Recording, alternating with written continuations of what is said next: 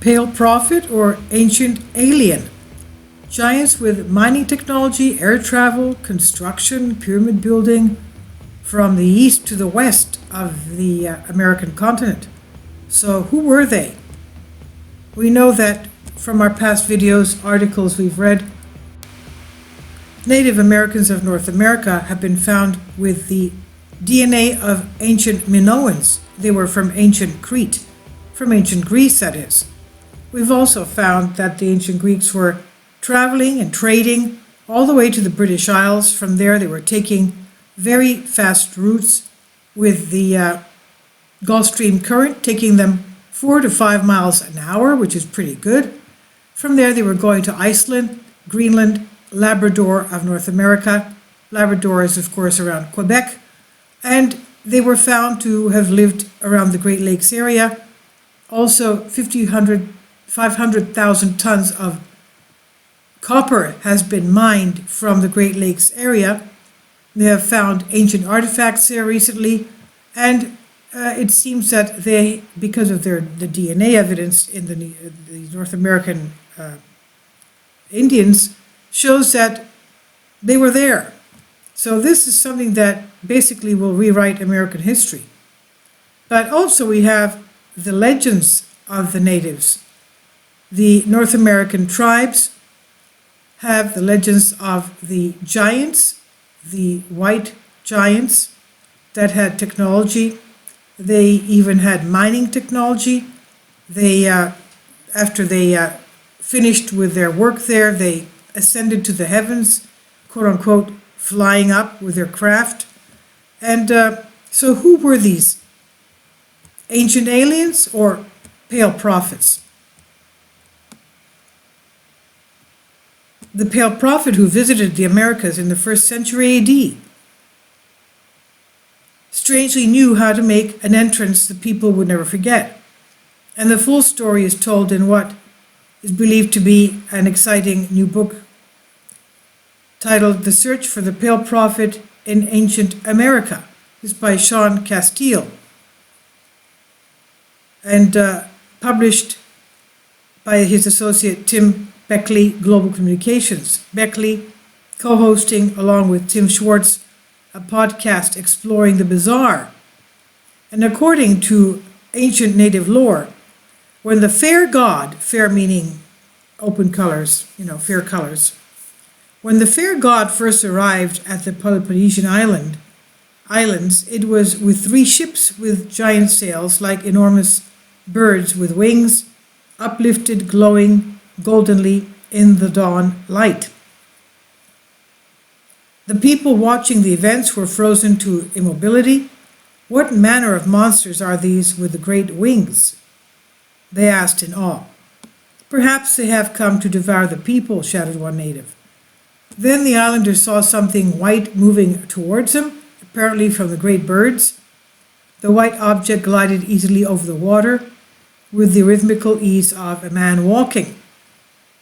As the spot of white came closer, writes anthropologist L. Taylor Hansen, they saw in amazement that it was a fair god, capital F, capital G, a fair god, man-like in form, but unlike their people.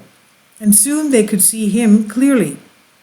The gold of the dawn light shining around him, making a halo of his long curling hair and beard. As we know, the Native Americans do not have beards. They are not capable of growing beards. Those that have some beards are because they have been a mixture of Native Americans and Europeans. So this man had long curling hair and a beard. And as he came up on the wet sand, the warriors stared in fright at his garments. They were dry. Now they knew that a god stood among them, for none but gods can walk on water. Putting aside for the time being the idea that we're dealing here with Jesus Christ himself, again displaying his ability to walk on water as recounted in the Christian Gospels, what we have here is a classic example of the ancient astronauts, quote unquote, approaching to the flying saucer mystery. A relatively primitive indigenous culture is confronted with what they may be technologically maybe technological marvels that the natives ascribed to gods with abilities far beyond their comprehension. The ships with sails like huge birds with wings uplifted, for one, may be an attempt to describe a kind of flying craft that was not some form of a boat at all. And we know that the Atlanteans had flying craft, and we know that the people of Egypt had flying craft, and the word Egypt is actually Greek meaning Aegean, and Ipt meaning flying.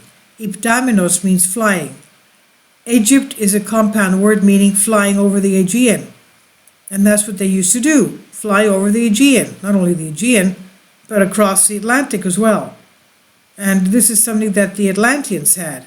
And if you look in the past videos I have concerning that, the Atlantean technology, yes, they had air travel and they also had space travel. Now, also one of the things that we found is that they were giants. They used to live for thousands of years. And also Hyperboreans. The Atlanteans were also Hyperboreans, coming also from the Arctic. We have Plato writing about that. They lived in the area of the white wolves. White wolves are only found in the Arctic, nowhere else. So we have texts of the ancients telling us, from the ancient Greeks as well, that the Atlanteans, the Hyperboreans, even were extraterrestrials as well. What can you say? We have all this in the past videos that you can find details on in the description box below each video. Now, this one here, flying craft, that was not a form of a boat at all. But none of the great ancient astronauts, quote-unquote researchers, from Eric von Daniken to Zachariah Sitchin to Brinsley Lepore Trench, have ever covered the same territory as the late anthropologist L. Taylor Hansen, who spent decades traveling among the Native Americans and collecting their legends regarding the healer, the prophet, the miracle worker, god of the dawn light, the wind god, the teacher, the white-robed master. Although the names are different, the legends are chanted and sung the same. Very little is known about L. Taylor Hansen, who died in 1976. One thing that is known, however, is that her first name was Lucille, L. Taylor Hansen, Lucille, which she shortened to L, so that she could pass herself off as a man, at least in literary terms. In 1918, while still a college student, she spent her summer vacation with the Chippewa Indian tribe in Michigan. According to writer Betty Stockbauer, who provides some of the scant biographical material available on Hansen, this interest was more than scholarly. The Chippewas' language and dances, their culture, their religion, struck a richly harmonic chord in Hansen's soul. Now, Lake Michigan, remember that the ancient people of Crete, the Minoans, were there. And the DNA of those people are ancient Minoan. And also remember that we have the 500,000 tons of copper removed from those mines. And only a little bit of copper was left basically for the Native Americans to wear as jewelry. So going back to this, Dark Thunder, the Chippewa chief, sharing with young Hansen much of the tribal knowledge, and told her of a holy man who had visited the tribe in long ago times. This man came to the Native Americans when their empire was united and their great cities stretched for miles. Wherever the holy man went, the miracles followed, and always he spoke of the kingdom of his father. Stockbauer writes, in this brief story, Hansen sensed the germ of one much greater. That summer, a council of many tribes was called to tell the young lady the holy legends. Her whole gift to the council would be a book that would preserve their words for future seekers. Thus was born, quote, He Walked the Americas, end quote, a book pursued over 2 continents during the course of 45 years. At the Indian Council meeting, Hansen was charged with the mission of recording the legends of the Pale Prophet for posterity.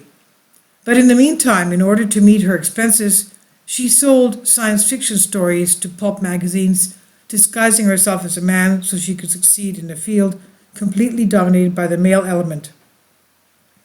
In the 1940s, she was given space for a regular column in Amazing Stories, a sci-fi pulp magazine, to air her nonfiction views on the current state of anthropology and archaeology.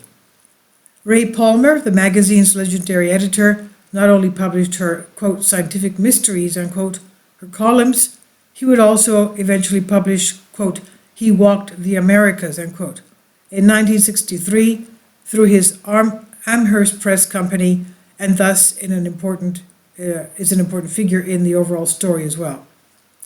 All of the foregoing is contained in The Search for the Pale Prophet in Ancient America. In the first section of the book, I summarize, he says, a quote from Hansen's He Walked the Americas, as well as adding my own biblical insights and correlations not present in the original text of Hansen's groundbreaking work. I think perhaps Hansen felt she was writing for the more biblically literate audience of her own time, or maybe she felt that the biblical correlations were so obvious that they didn't need to be spelled out for the reader. In any case, I did spell them out, and I hope it makes understanding the legends of the Pale Prophet a little easier. The more overt relationship of the legends to the Gospels will be dealt with in a separate article. Tribal memories of flying saucers. Let's now return to the ancient astronaut's view and the aforementioned essays by Hansen.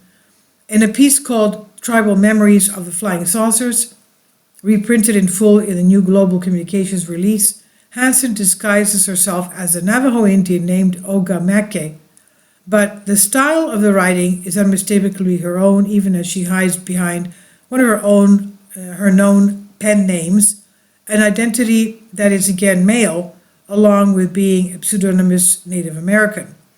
This is the price she had to pay in the pre-feminist years of the late 1940s, when the essay was originally published. The essay begins, most of you reading this are probably white men of a blood only a century or two out of Europe. You speak in your papers of the flying saucers or mystery ships as something new and strangely typical of the 20th century. How could you but think otherwise? Yet if you had red skin and were of a blood which had been born and bred of the land for untold thousands of years, you would know this is not true. You would know, the essay says, that your ancestors lived in these mountains and upon these prairies for numberless generations, had seen the ships before and had passed down the story in legends, which are the unwritten history of your people. You do not believe? Well, after all, why should you? But knowing your scornful unbelief, the storytellers of my people have closed their lips in bitterness against the outward flow of this knowledge. Yet I have said to the storytellers, now that the ships are being seen again, is this wise that we, the elder race, keep our knowledge to ourselves? Thus for me, an American Indian, some of the sages among my people have talked, and if you care to, I shall permit you to sit down with us and listen. Ogamake, or Hansen, then shifts to a dialogue with the aged chief of the Paiute tribe. The chief begins by saying, quote, you asked me if we had heard of the great silver airships in the days before the white man brought his wagons into the land. We, the Paiute nation, have known of these ships for untold generations. We also believe that we know something of the people who fly them. They are the Hav-musuvs. The flying saucer occupants, the Hav-musuvs, first came to the area in large rowing ships before the land became a dry desert. After the waters dried and the rowing ships were no longer of use to them, they created flying canoes, which grew to become large silver ships with wings. The Hav-musuvs built a city in the nearby caverns, where they dwelt in peace and were far removed from the bloody warfare of the other local, violently combative tribes. Ogamake, Hansen asked, have you ever seen a Hav-musuv? And the chief replied, no, but we have many stories of them. There are reasons why one does not become too curious. These strange people have weapons. One is a small tube which stuns one with a prickly feeling like a rain of cactus needles. One cannot move for hours, and during this time, the mysterious ones vanish up the cliffs. The other weapon is deadly. It is a long silvery tube. When this is pointed at you, death follows immediately. The chief describes the appearance of the Hav-musuvs. He said they are a beautiful people. Their skin is a golden tint, and a headband holds back their dark long hair. They dress always in a white fine-spun garment which wraps around them and is draped upon one shoulder. Pale sandals are worn upon their feet. The chief tells a fascinating legend said to have happened many years before the coming of the Spanish. A Paiute chief lost his bride to sudden death. In his overwhelming grief, he went seeking the Hav-musuvs in order that they put him out of his misery with their deadly silver tube.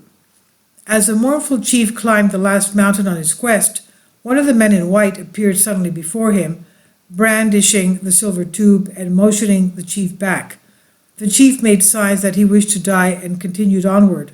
Then others of the Hav-musuvs appeared and decided to take the chief with them. Many weeks after this, his people had mourned him for dead. The Paiute chief came back to his camp.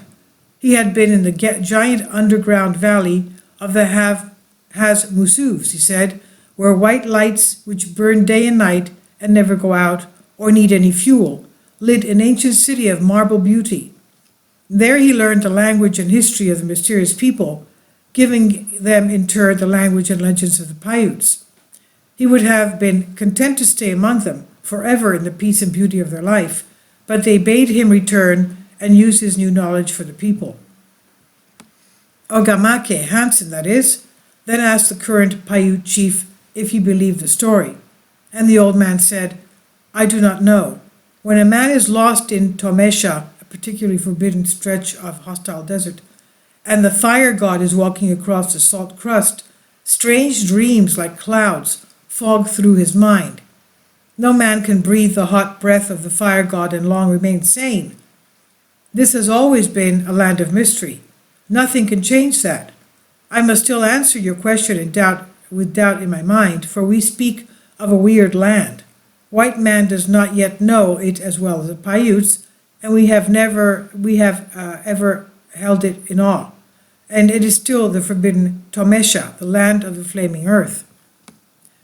The short essay by Taylor Hansen wonderfully embodies much classic ancient astronauts lore, as well as timeless legends of a paradise hidden within the earth, which was also spoken of by Tibetan seer T. Lobsang Rampa and many others. Global Communication offers several of Rampa's titles to those seeking further enlightenment on the universal legends of Shangri-La. In any case, the search for the pale prophet in ancient America opens the reader to a whole new treasure trove of possible alien visitations to a land and a people long thought of as backward and savage.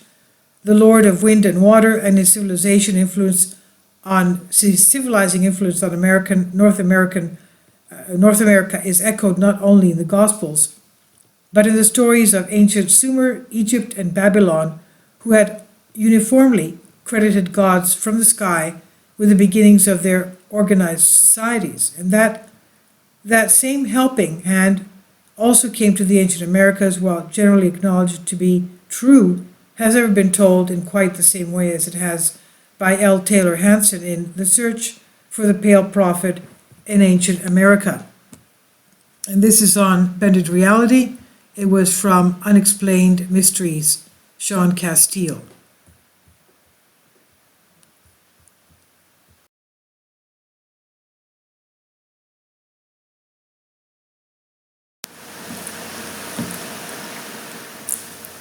If you'd like to join me on my Patreon account, you will hear content not covered by mainstream media. These riveting stories will be based on my research, and I will state my opinions and give my personal insight on diverse and controversial subjects and world events not covered by mainstream media, and not supported by YouTube guidelines. So whatever I have on my Patreon, most of those will not be on my YouTube channel. Please consider becoming a member today. More of the most significant and important videos will be on my Patreon channel. Your support helps me to continue my research and keeps this YouTube channel alive. And we depend on your support, your generous charity, because we help economically challenged families here in Athens, Greece, in Kapota, and we also help the young generation with university tuition and the community around our church. Thank you.